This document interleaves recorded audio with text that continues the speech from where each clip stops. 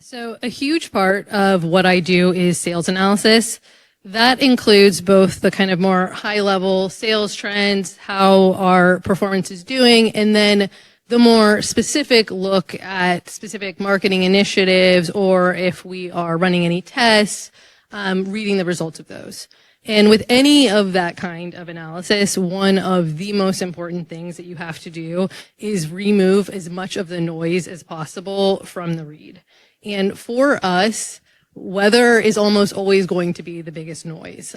It's a huge factor, and if we do not account for it in analysis, it is going to distort the way that we see the results. So now that we have the WDDs, we are able to use those. So when I'm looking at overall sales performance, I'll adjust our sales performance by the WDD to get a better idea of, okay, this is how we are actually performing.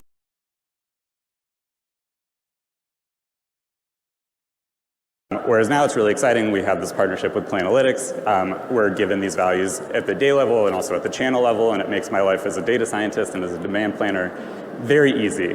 Not only in that I'm able to kind of understand the historical patterns so that when we are looking at, demand planning for this year, we're also able to understand the demand planning and the change over last year when we look at comp.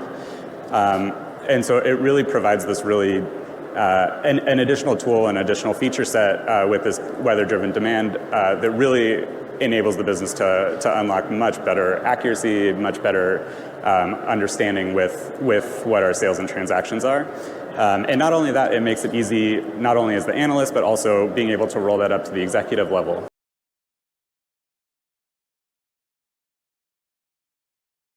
But we do have a good amount of levers that we can pull on a short-term basis in reaction to the weather, specifically more in our digital sales channels. So a big example of that would be for third-party delivery. So that's like your Uber Eats, your DoorDash.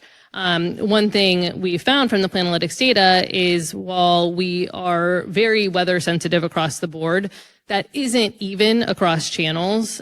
So our third-party delivery channels are not as weather sensitive as our in-cafe sales, which of course makes sense.